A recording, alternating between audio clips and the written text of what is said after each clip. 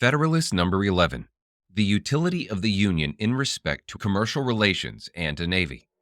For the Independent Journal, Saturday, November 24, 1787. Hamilton. To the people of the state of New York. The importance of the Union in a commercial light is one of those points about which there is least room to entertain a difference of opinion, and which has, in fact, commanded the most general assent of men who have any acquaintance with the subject.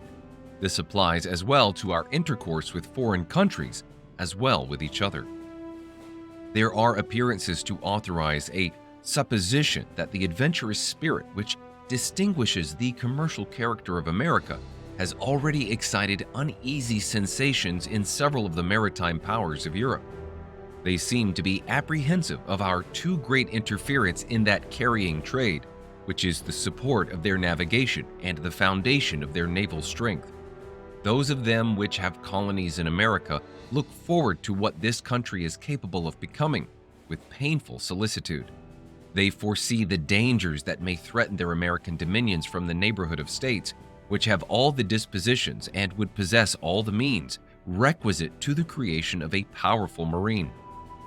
Impressions of this kind will naturally indicate the policy of fostering divisions among us and of depriving us, as far as possible, of an active commerce in our own bottoms. This would answer the threefold purpose of preventing our interference in their navigation, of monopolizing the profits of our trade, and of clipping the wings by which we might soar to a dangerous greatness. Did not prudence forbid the detail, it would not be difficult to trace by facts the workings of this policy to the cabinets of ministers. If we continue united, we may counteract a policy so unfriendly to our prosperity in a variety of ways. By prohibitory regulations, extending at the same time throughout the states, we may oblige foreign countries to bid against each other for the privileges of our markets.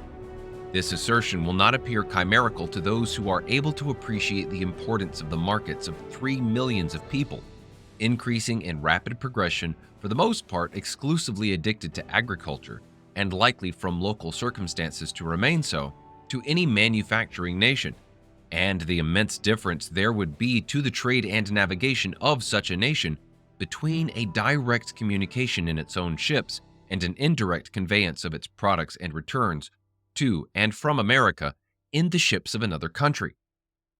Suppose, for instance, we had a government in America capable of excluding Great Britain, with whom we have at present no treaty of commerce, from all our ports. What would be the probable operation of this step upon her politics? Would it not enable us to negotiate with the fairest prospect of success for commercial privileges of the most valuable and extensive kind in the dominions of that kingdom? When these questions have been asked upon other occasions, they have received a plausible but not a solid or satisfactory answer. It has been said that prohibitions on our part would produce no change in the system of Britain, because she could prosecute her trade with us through the medium of the Dutch, who would be her immediate customers and paymasters for those articles which were wanted for the supply of our markets. But would not her navigation be materially injured by the loss of the important advantage of being her own carrier in that trade? Would not the principal part of its profits be intercepted by the Dutch as a compensation for their agency and risk? Would not the mere circumstance of freight occasion a considerable deduction?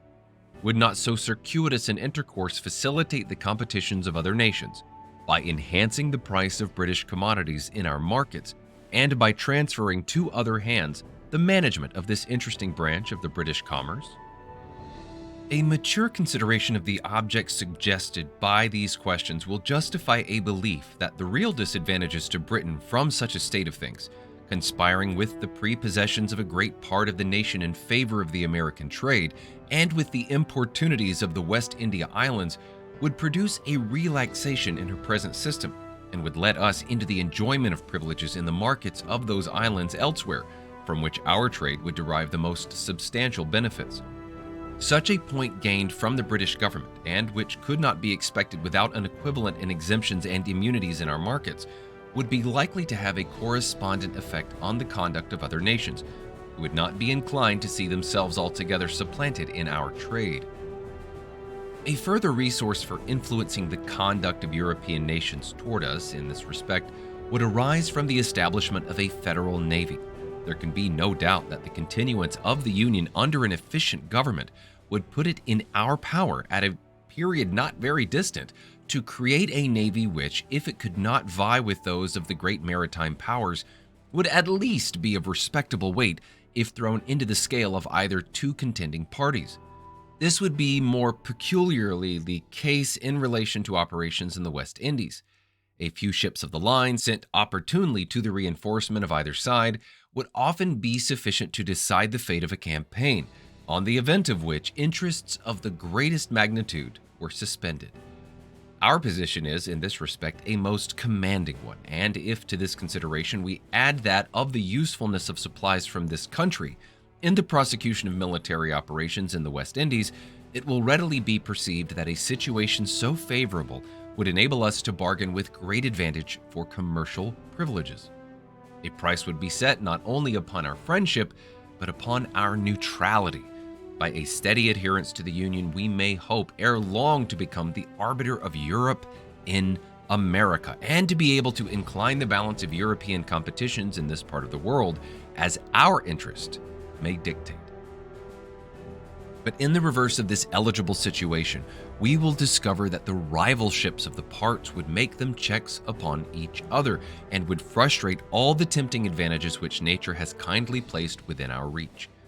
In a state so insignificant, our commerce would be a prey to the wanton meddling of all nations at war with each other, who, having nothing to fear from us, would, with little scruple or remorse, supply their wants by depredations on our property as often as it fell in their way. The rights of neutrality will only be respected when they are defended by an adequate power. A nation, despicable by its weakness, forfeits even the privilege of being neutral. Under a vigorous national government, the natural strength and resources of the country, directed to a common interest, would baffle all the combinations of European jealousy to restrain our growth. This situation would even take away the motive to such combinations by inducing an impracticability of success. An active commerce, an extensive navigation, and a flourishing marine would then be the offspring of moral and physical necessity.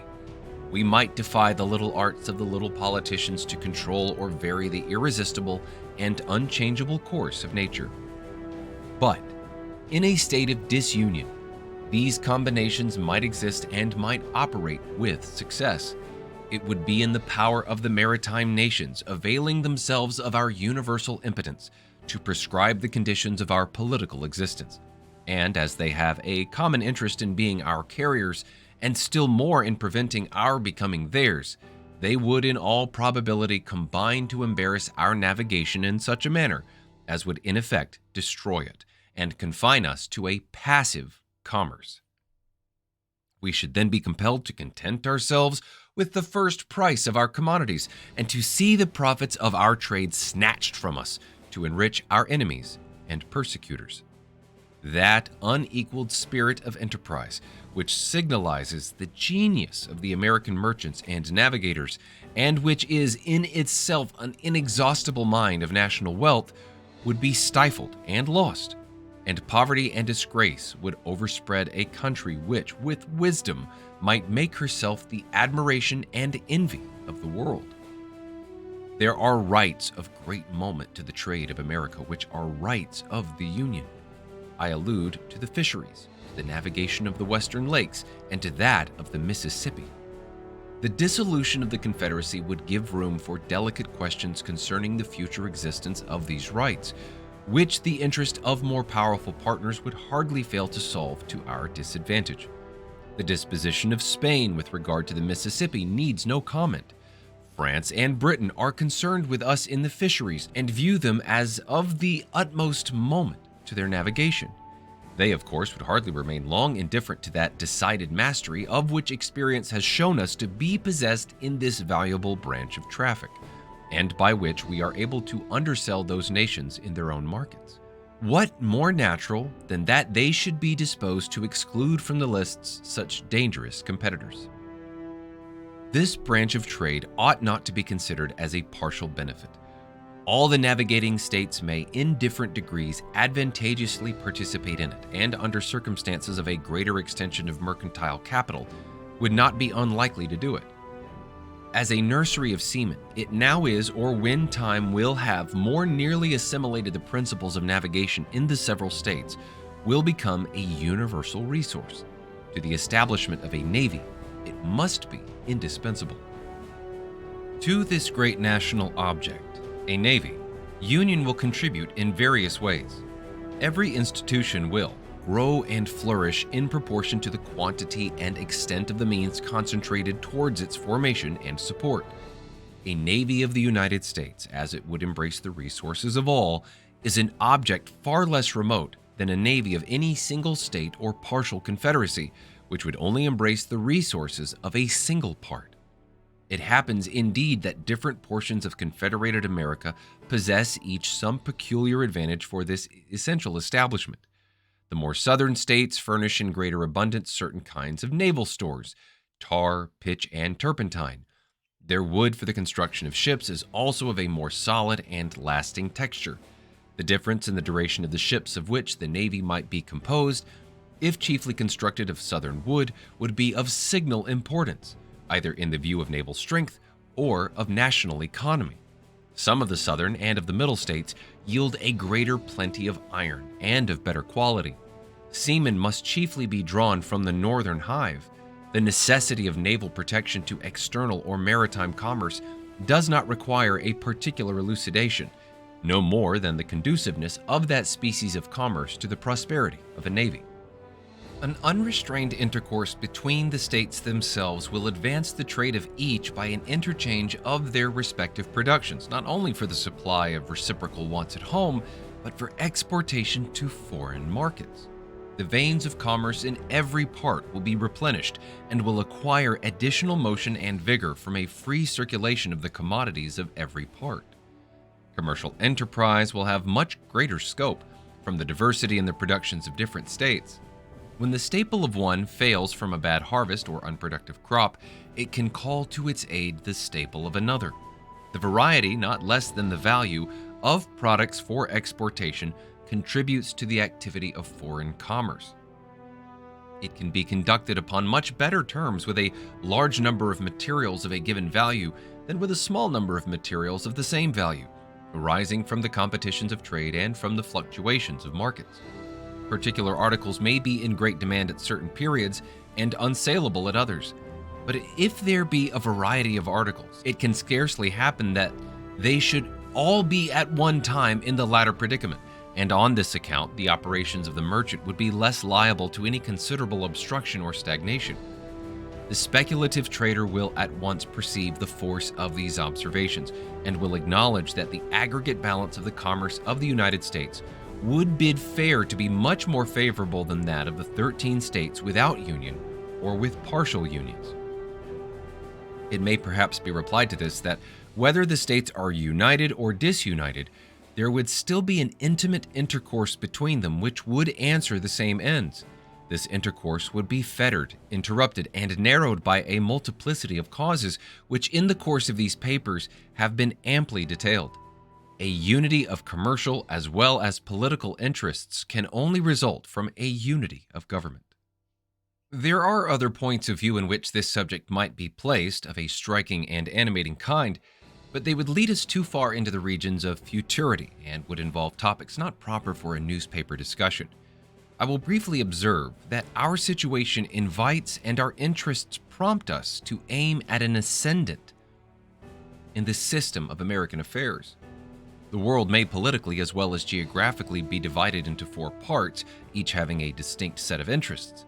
Unhappily for the other three, Europe, by her arms and by her negotiations, by force and by fraud, has in different degrees extended her dominion over them all. Africa, Asia, and America have successively felt her domination. The superiority she has long maintained has tempted her to plume herself as the mistress of the world and to consider the rest of mankind as created for her benefit. Men admired as profound philosophers have, in direct terms, attributed to her inhabitants a physical superiority, and have gravely asserted that all animals, and with them the human species, degenerate in America, that even dogs cease to bark after having breathed a while in our atmosphere. Facts have too long supported these arrogant pretensions. Facts have too long supported these arrogant pretensions of the Europeans. It belongs to us to vindicate the honor of the human race and to teach that assuming brother, moderation. Union will enable us to do it. Disunion will add another victim to his triumphs. Let Americans disdain to be the instruments of European greatness. Let the 13 states, bound together in a strict and indissoluble union, concur in erecting one great American system, superior to the control of all transatlantic force or influence, and able to dictate the terms of the connection between the old and the new world. Publius, Recherches philosophiques sur les Américains.